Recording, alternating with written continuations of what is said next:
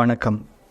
வாசகர்கள் அனைவருக்கும் இனிய புத்தாண்டு நல்வாழ்த்துக்கள் தெரிவிப்பதில் நித்ரா குழுமத்தின் சார்பாக மிக்க மகிழ்ச்சி அடைகின்றேன். ஒவ்வொரு வருடங்களும் கிரக அமர்வுகளுக்கு ஏற்ப ஒவ்வொரு ராசியினருக்கும் ஒவ்வொரு விதமான பலன்கள் உருவாகும். அந்த வகையில் இன்று நாம் பார்க்க இருப்பது தனுசு ராசி. இந்த காணொளியை பார்க்கின்றவர்கள் எங்களுடைய சேனலை சப்ஸ்கிரைப் செய்யாமல் இருந்தால் மறக்காமல் சப்ஸ்கிரைப் செய்யுங்க.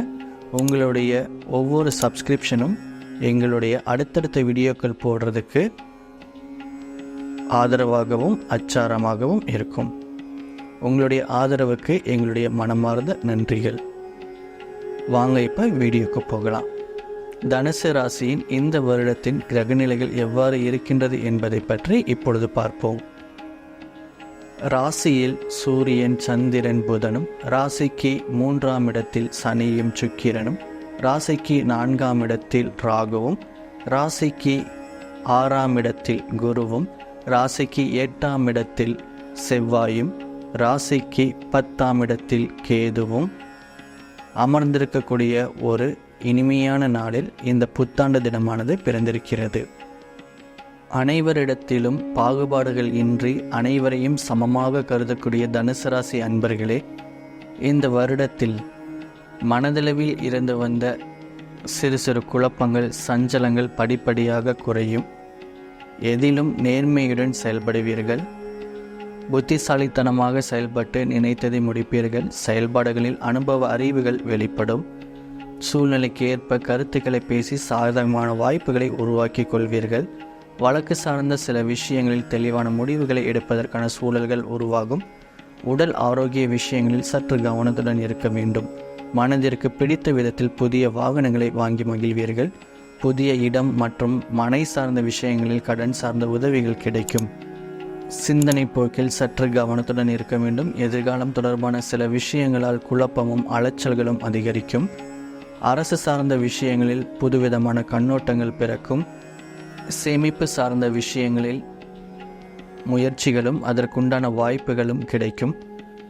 ஆடம்பரமான சில விஷயங்களை தவிர்ப்பது நெருக்கடிகளை குறைக்கும். வெளியூர் மற்றும் வெளிநாடு செல்வதற்கான பயண வாய்ப்புகளும் அதற்குண்டான சிந்தனைகளும் அதிகரிக்கும். பயணங்களின் போது தகுந்த ஆவணங்களை எடுத்து செல்வது தேவையற்ற விரயங்களை குறைக்கும். பெண்களுக்கு மனதளவில் சிறு சிறு சஞ்சலங்களும் குழப்பங்களும் ஏற்பட்டு நீங்கும். நெருக்கமானவர்கள் பற்றிய புரிதல்கள் அதிகரிக்கும்.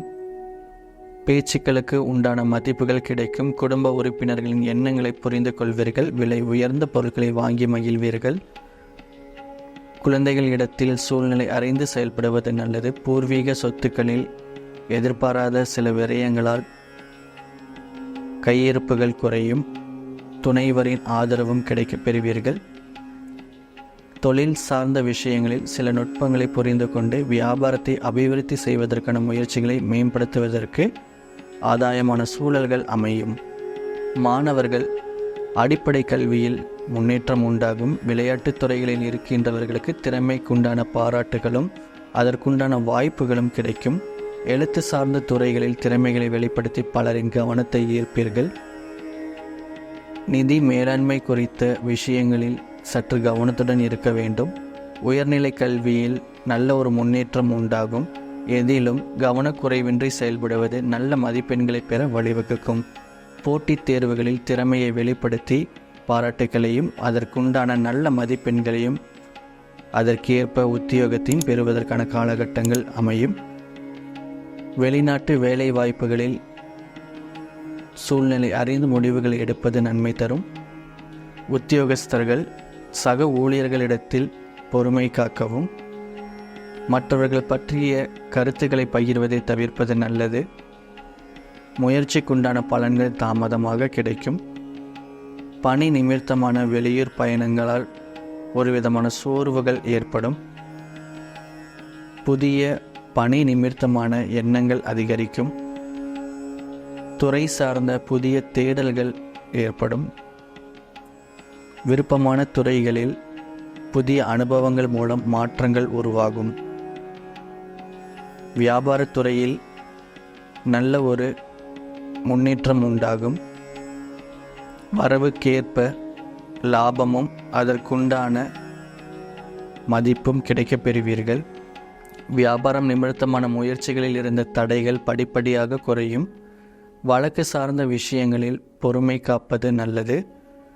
வாடிக்கையாளர்களின் எண்ணங்களை புரிந்து அதற்கேற்ப வியாபார வியூகங்களை மாற்றி அமைப்பீர்கள்.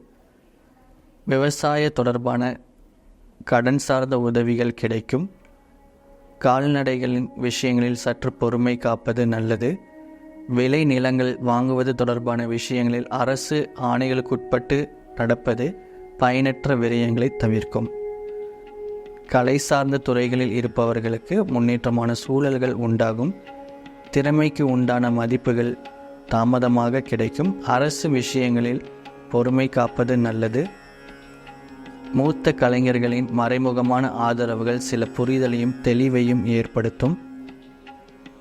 வித்தியாசமான அணுகுமுறைகள் மூலம் எதிர்காலம் குறித்த தேவைகளை நிறைவேற்றிக் கொள்வீர்கள்.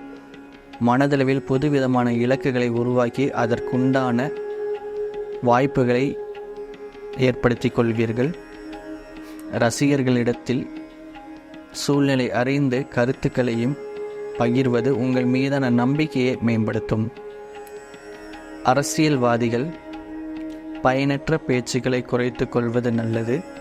அரசு சார்ந்த திட்டங்களை புரிந்து அதற்கேற்ப செயல்படுவது நல்லது.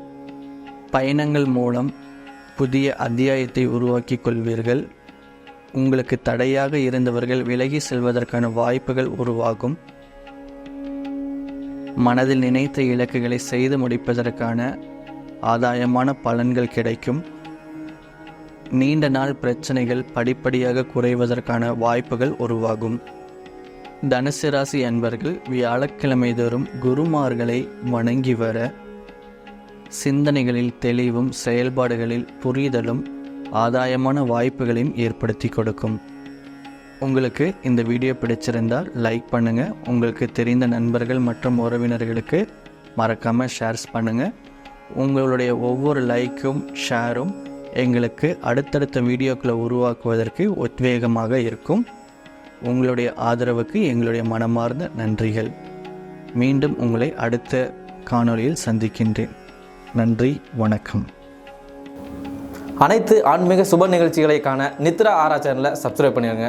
அப்படியே பெல் பட்டனையும் கிளிக் பண்ணிடுங்க. அப்போ தான் நாங்கள் போடுற வீடியோ உங்களுக்கு உடனுக்குடன் அப்டேட் ஆகும். வாழ்க வளமுடன்.